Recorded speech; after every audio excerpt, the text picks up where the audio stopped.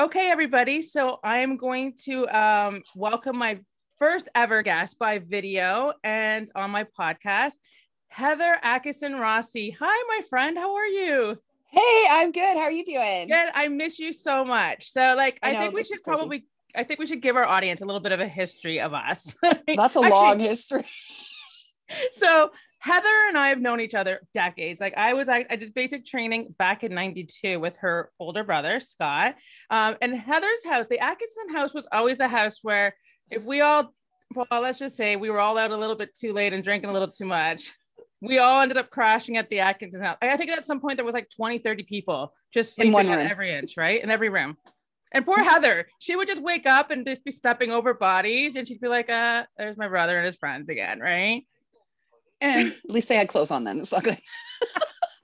Right. So like I've known Heather, and then we lost contact. And then all of a sudden I ran into Heather back. Well, let me see. Our sons are 9. Nine. They're 9. They're old. Yeah, they're old. So it would have been 10 years ago because we were pregnant. I ran into Heather and she's like, oh, I'm pregnant. And I was like, so am I. And she's like, well, when are you due? And we were due the same day. Right. And then I was like, are you kidding? Like, we're literally due the same day. So then we decided that we would like meet up after the babies were born and at the early years center. And Xander came a week early. Was Kellen on his due date? Around there. He's got to have been. Yeah. He was like the next day. Yeah, because I was about February 1st, was like around my due date, right? So anyway, Xander came a week early and then came her son Kellen. And literally that Tuesday after we met at the early years, and then our group grew. So for some reason, other moms whose babies were literally born the same week as our two joined, and we ended up with like eight of moms. And we met every single week for a year. And our babies all had the same birthday pretty much. And then we had a huge first birthday party for our 8 kids. So, I mean, Kellen and, well, then we all had second babies around. Some a little bit sooner than others. Yeah. So Heather had Kinsey, who was a year older than Liam. And then a bunch of us had like the same birthday as Liam. So yeah, we seem to have our children all around the same age. But so not only is Heather a really good friend of mine who I adore and I miss, but Kellen is like, well, I just love him so much because obviously, I don't even know how to describe how much I love him. He's like I love him like a son. Like I love Kellen that much. Right. So anyways, thank you for joining me today. So this is a test because I've never done a video. So Heather's like, great, I'm your guinea pig, but who else would I have as my guinea pig? Right. The reason why I've asked Heather and invited Heather to be my guest today is because Kellen was diagnosed with autism, and it is Autism Awareness and Acceptance Month. And, if I'm going to talk and educate and advocate for all the things I do, I want like firsthand experiences from people, right? I don't want to like act like I know or I know about everything about it and stuff. I want to like talk to people who live it, who know about it.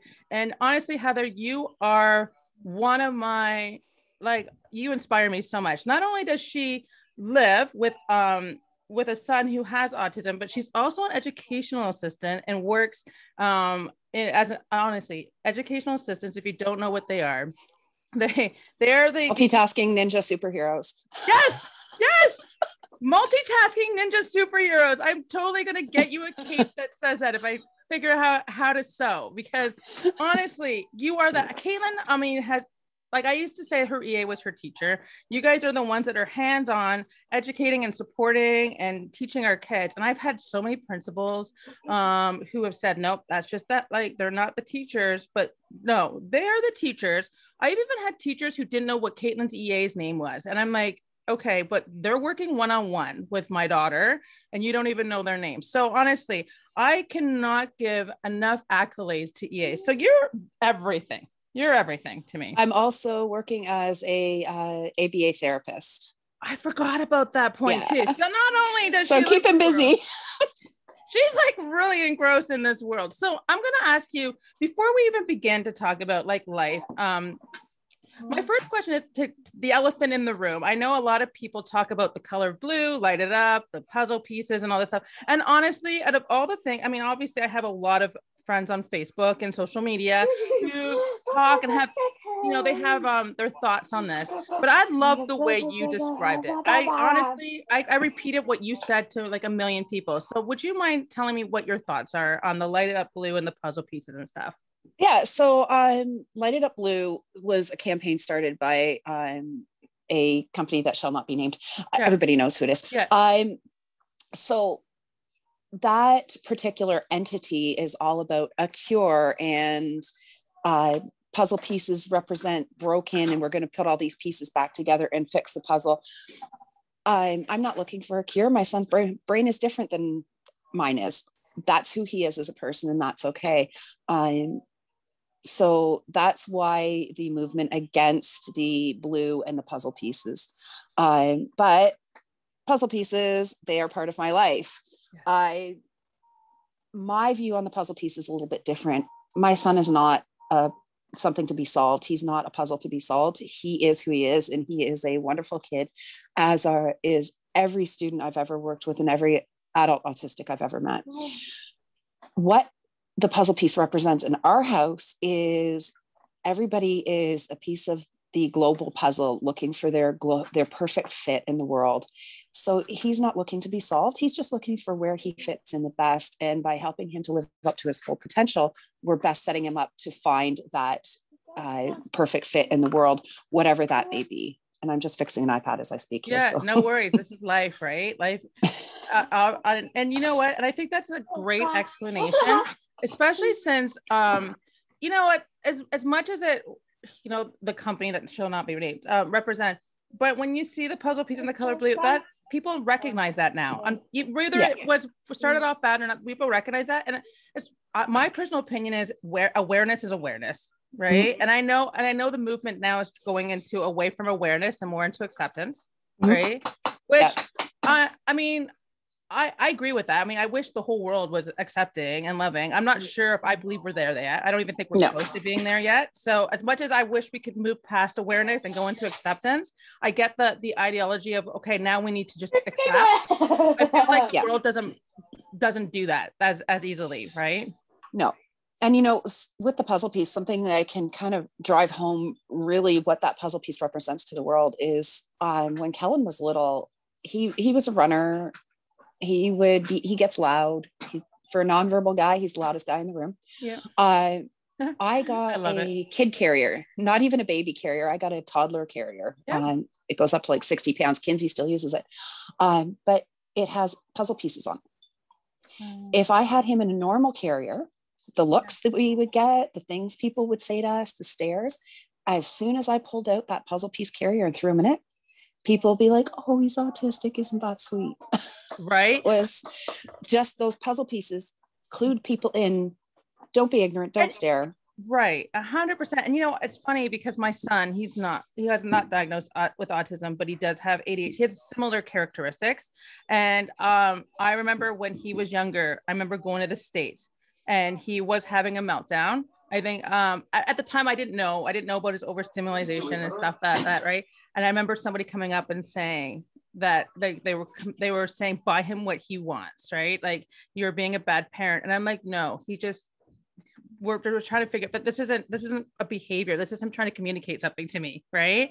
But yeah, I totally understand that awareness of it's recognizable as a symbolism of autism, right? And it's kind of, like I said, I'm all about awareness of, and same with these months. I feel like every month of the year, there's somebody's raising awareness. Like next month is Williams syndrome, right? So this month we're raising awareness for autism. Next month for Williams syndrome.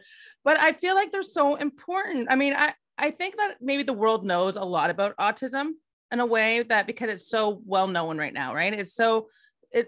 I don't know. I don't even know how to describe it. Is it like it's so diagnosed or hi, my friend?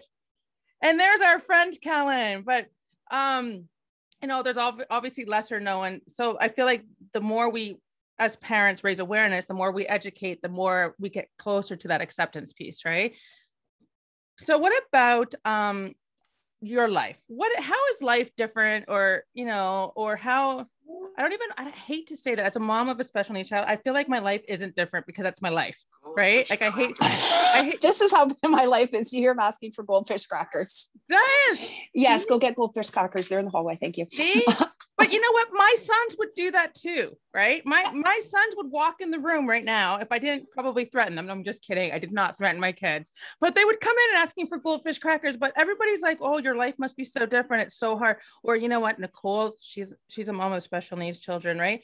My life isn't different. My life, I don't know it any other way. It's just so routine now, right? But it's busy. But exactly. I think it's the busyness that we need to get across to people. So do you mind describing in your own words what life is like in your house? Oh, okay. Well, even just in the last 2 minutes while we've been chatting, Kellen's decided that he's going to go clean out my kitchen and bring everything out to me. Oh. So Gino's trying to get him to sit down. He's got tomatoes, cucumber, grapes. He's got a meal. But oh, look, mommy's busy. I'm going to bring everything out to the table. And this is just who he is as a person. This is all day, every day. It might not be food. It might be, I want the iPad that you just plugged in because it was dead. I'm going to go get that now. I need that. And he'll be bringing that back and forth. So it gets busy. And then add to that, I have another one that's only a year younger than him, who's equally, if not busier. It's exhausting. It's just a constant run. It really is, but it's okay. And, he needs more help with things than maybe another kid at 9 years old would, but then there's things he needs less help with. Oh. That's where the time has come in. The busyness is because for him to learn a skill, most people don't realize something like speech. A neurotypical child, he needs to hear a word 25,000 times in order to really absorb, use, understand, and really own that word. Oh, so true. So I never even noticed that, but you're so right. Yes. No, but it's literally like that's like I learned that from the speech path that we've worked with in the past through work. So for these guys, that 25,000 may look more like 75 or 100,000, and they may not learn to use the word verbally, but to really truly understand it. So to teach a skill, how many times are you teaching, like, to open a package, you hold it like this. Right. You hold it like this. You hold it like this. Just this past week. So Kellen can make himself a meal. He knows how to make toast. He can okay. My food. Kids don't even know how to make themselves a meal. That's so amazing. I mean, I'm like, my view is that the earlier I can teach him a skill, the better 100%. I'm setting him up in life. 100%. So he can make himself something to eat. Yeah. But just this week, he learned how to do up his own seatbelt. Wow. So, that is so amazing. Yeah, those are just the juxtaposition of what can happen in our lives. And I find that too with my son, who has ADHD and the sensory processing disorder. I find that he needs more micromanaged in his steps too, right? Like, so if I was to tell my other children, get ready for school to them already means shoes, jacket, backpack out the door. With my one son, I have to say, put your shoes on. Put your backpack on, put your coat on. Like, I have to micromanage every step. And sometimes I find that with our kids, we need to do that.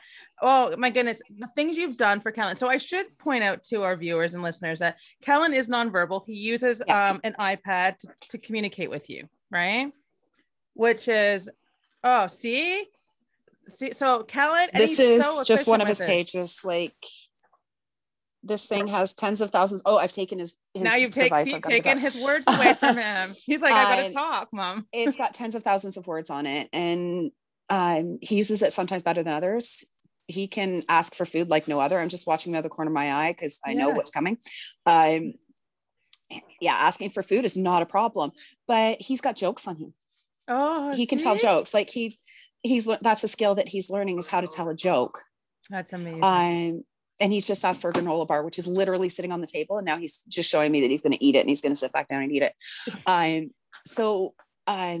Kellen is nonverbal, but Kellen can communicate very well. 100%. We noticed when we were fighting with the doctors about getting him in for a diagnosis, I want to say about 14 months old. I remember that journey with you. He would go into the recycle bin and get the flyer and bring me the flyer and point. Wow. Because he knew he wanted pizza. So at this point, we haven't seen any actual cognitive delay. Kellen is lazy. Kellen is stubborn. So that I find that hard sometimes with Caitlin, my daughter, obviously. She it's like, can she do this, or is she being lazy? And 99.9% of the time it's Caitlin being lazy, because then when their people don't know that. No, right? And then like her sister will be like, Caitlin, your hands are not broken, you can wash dishes. Sure enough, she's grumbling and swearing at me the whole time, but she washes dishes no problem, right? Meanwhile, I'm like, no, maybe I should do it. Oh yeah, it's, you know what, unfortunately we live in a world that if they see somebody who has any physical, developmental, mental difference, we slap them with the can't label. Yes. Don't talk to me about what I can't do, talk to me about what I can do. With Kellen, our view is very much do it yourself. Yes. I will help and change it if I have to. Oh, you're because so 9 times out of 10 he does it. And you know, I used to remember Caitlin. Oh my goodness, she was so bad for this in elementary school. I could see her because, like, I used to walk her to me at the fence, right? And I could see her face. I'm like, oh, what has she done, right? And I could hear her. I have that face. I could hear her saying, "Don't tell my mother. Don't tell my mother. Don't tell my mother." Right? And then, of course, the EA would tell me, and I'd be like, "Caitlin, you can do that," or she would totally manipulate all her educators, right? So then she knew right away, you're going home right to your bedroom, like you're grounded, right? Yeah. And she knew better. But at school, because they did so much for her, right, that I would be like, oh, she totally manipulated you in that one, right? This guy had his educators. He just went into a special class this year. That's been a fight since kindergarten. He just started a special class coming into this year. So in grade 2, in mainstream, he had his educators completely convinced he couldn't do more than one activity at a time. Yeah. They had him doing baby put-in puzzles and shape sorters and stuff that he had mastered years ago in therapy. But because he was so busy and because he knew all these tactics to get out of it, they weren't forcing it. Over shutdown, I was talking to his therapist and I said, I feel like he can read. There's something going on. Yeah. And we tested it. And sure enough, there it is. So now in school, he's doing, it's not like he can sit down and read a book, but he knows how to read those, what they call popcorn words and high frequency words. And some not so high frequency words. For some reason, he can read the word horse. Don't get where that came from, but he knows it. That's pretty impressive. Now they've taken away all these Velcro bits and pieces because Kellen's stim is he flaps and taps and claps. Yeah. And that rhymes and sounds ridiculous, but that's what he does. And he'll get a piece of paper and he'll be tapping it everywhere and playing. They've taken that away. And through talking with the teacher, we decided to put him completely on iPad for all of his work. Wow. That's or 90% amazing. of his work. So now he's spelling, he has mastered Mom, Dad, Kellen, Kinsey, Nana, 6 names of boys in his class. Wow. I love that they're pushing him, because I do find that sometimes there is that lack of support when it comes to pushing them. I'd rather find out they can't do it and then work towards it rather than assume they can't do it. So this is why I wanted him in a special class, is because I know he's going to get pushed. I work in an ASD class. That's what I do. And that's what I've done for 7-8 years now. I knew he was going to get that push. He gets that push at home. He gets that push in therapy. But here's my thing. We are waiting until these kids have lost skills and fallen off the tracks, and then we start getting them help. Right. Why are we doing that? We need to have diagnostic kindergarten. So that's a small kindergarten group of kids that they know there might be a problem, get them together. 100%. Xander, my son, had issues since JK. Honestly, if I think back prior to that, right? And it was always stuck under benches in the early years. Right. Exactly. And even daycare, having to pick up because he was crying. But in JK, it was a lot of behavioral issues. And we just chalked it up to it's play-based. He's too smart for this or whatever excuses. We had 100 excuses. Yeah. But you know what? I honestly believe that there's trauma now. That it has caused trauma being 4 years in a school that stressed him out so much because we didn't take it seriously. And what we're doing is neurodiverse children, regardless of what that neurodiversity looks like, whether it's autism, whether it's ADHD, whether it's Williams, whatever that neurodiversity is, we are not supporting it early enough. We're waiting too long. These kids need to get into a program and learn how to learn. Yes. So Xander's learning how to learn looks very different than Kellen's does, than Kinsey's does, than Caitlin's does. 100%. They all look very different. But school's very cookie we need to support cutter. that.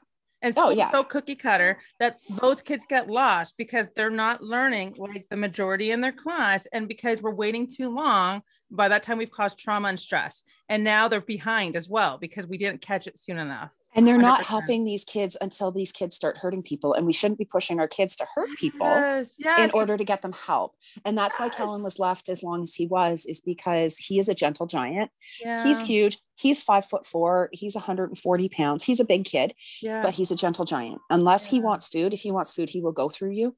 But he's not that kid that's he's not the one I'm worried that he's punching his staff in the face at school. 100%.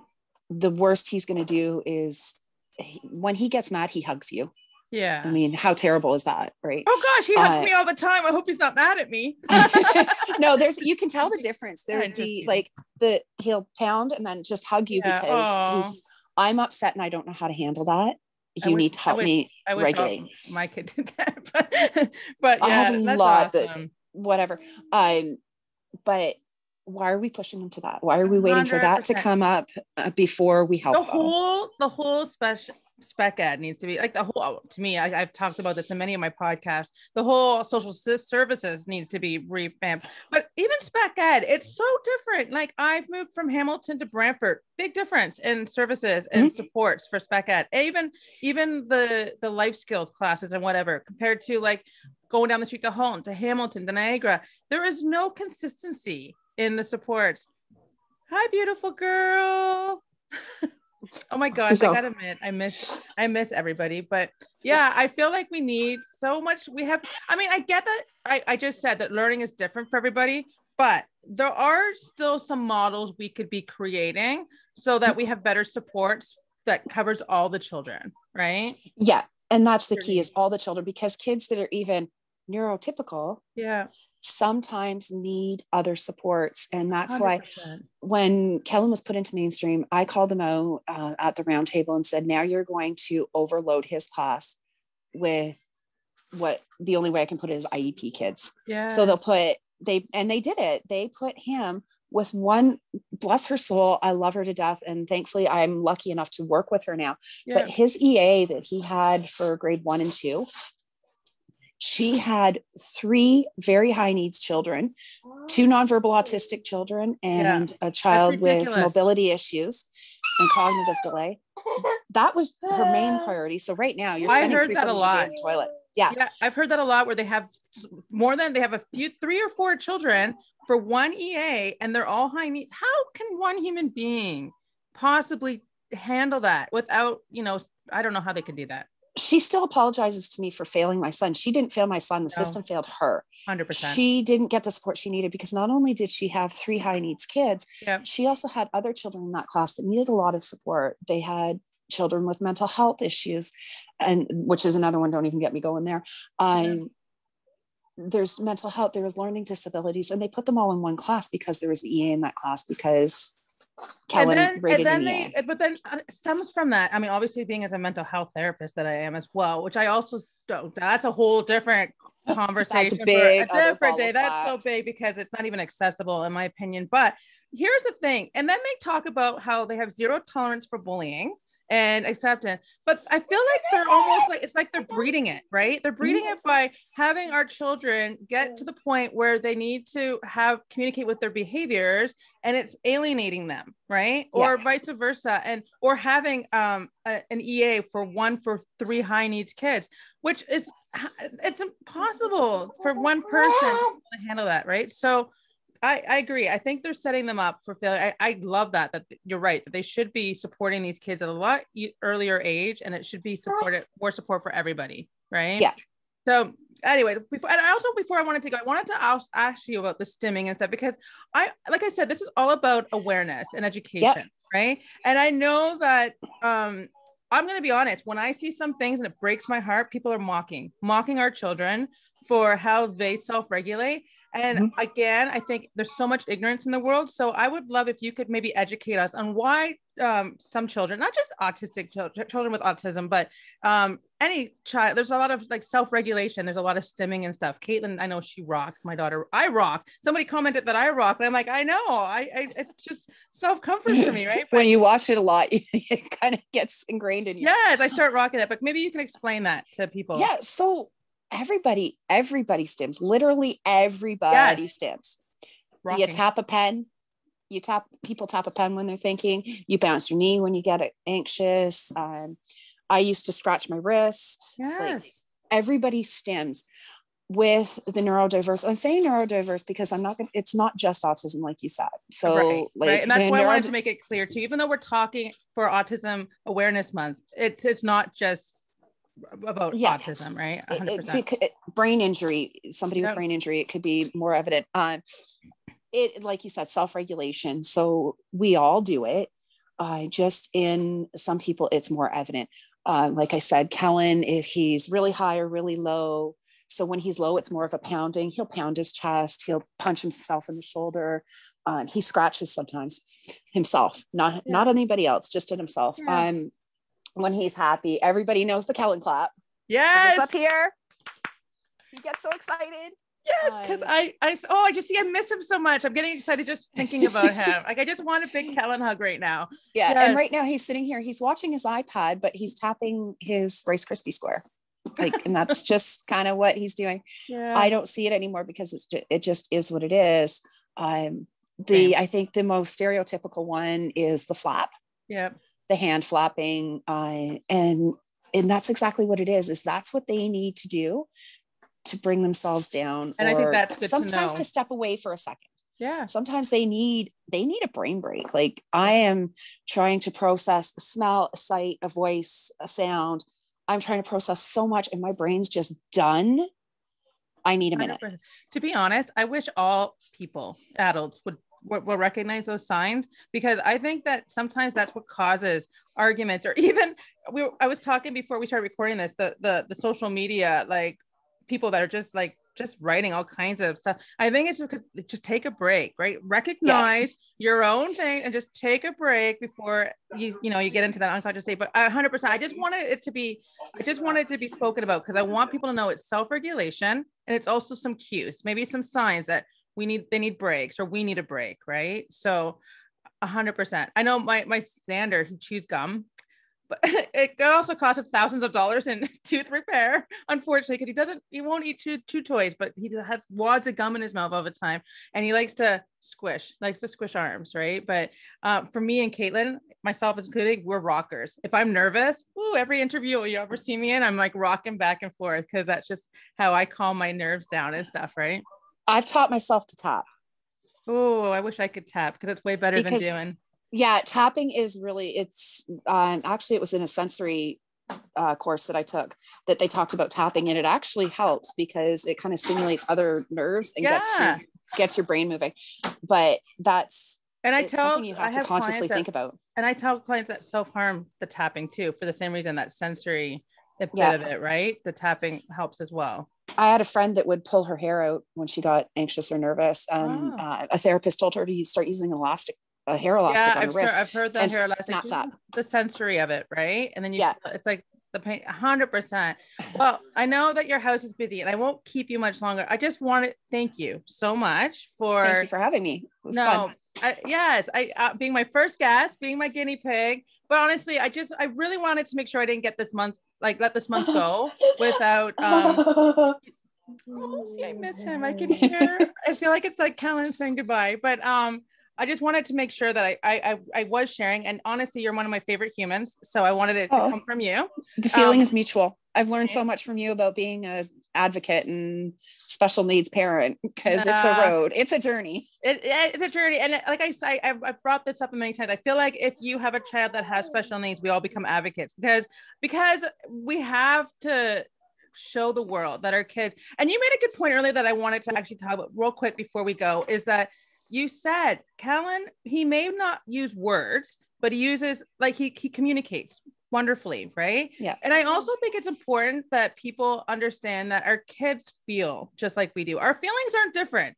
We don't feel any differently than everybody else. Our feelings can be hurt. We can get angry. We can get mad. We can feel happy. We can feel sad. And sometimes, again, I mean, talking, I try not to talk like it's in front of my children, like I'm talking like it's negative, right? But it's part of that awareness is to say that our kids feel just like any other person. Sometimes more so. Sometimes more so. They take it more to heart than maybe 100, a neurotypical individual does.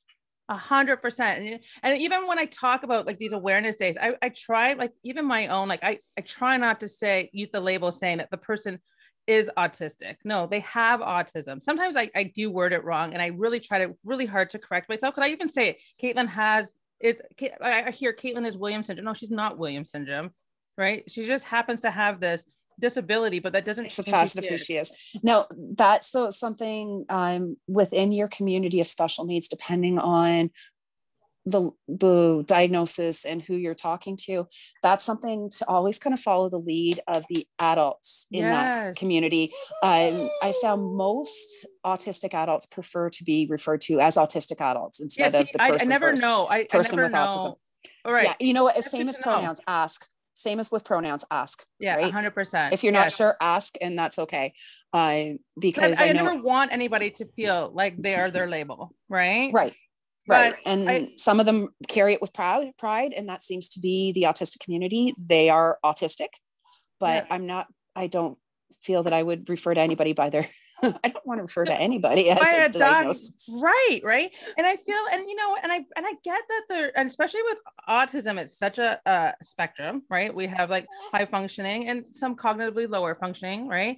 But I don't want anybody to ever feel that they aren't who they are. Right. Yeah. Like so that's good thank you for clarifying that with me too. Cause I feel like that's another elephant in the room where you don't want to be insulting by asking, but how do we discuss this but 100%. I think that like, I try not to use anybody's label, but when we're talking about awarenesses, that was very good clarification. And absolutely, I think that's a great thing. Ask questions. Yeah. You know what? Actually, I got that. I saw on Facebook, social media. Thank you again. About use of pronouns. Yeah. And about asking, and if you make a mistake, fix it and move on.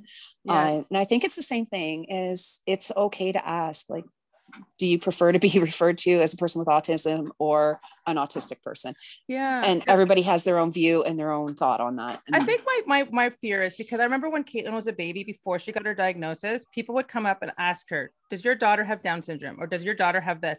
And I'd be so angry. I'd be like, why are you noticing that about my kid? Right. Yeah. Now, and then and if it wasn't for a stranger asking me if she had Williams syndrome, I would never even have known about it to get her tested for it. Right. But now I'm like, ask away. I'm an open book. My whole life, ask whatever you want. Cause I'd rather, right. So that you know that, so that, you know what, eventually that disability, because now she's just Caitlin. Right. So I guess I'm worried I'm going to make I'm going to be that mom that somebody's going to get angry because I asked. Right. But I asked. No, I think it's a good rule of thumb is just ask, like, just come and ask me why my son is like stomping and screaming. Right. Because I'll tell you, unless he's like in the middle of a epic meltdown, and then maybe just ask me if there's anything you can do. Right. Ask for if you can support. Because I have seen some of my friends like that who are out in public and people are videotaping them, unfortunately, and judging them. And rather than just supporting them, right? I think the world should know now, right? That I think there's enough education in this world. They're entertaining. My computer is acting all funny now too. So I think this is a good sign to say, we gotta go. But anyways, it was a pleasure having you, my friend. And I hope to see you again soon. Hopefully these lockdowns won't last months and months and months, and we'll get a chance to all hang out together again. Yeah, soon. These boys are going to be like 20 before we get together again. At this point. We're going to have a 10th birthday party reunion. I think that was a great idea. But anyways, enjoy your break this week. And thank you very much for being my guest today. Thanks for having me. Talk to you soon. Bye, hun. Bye.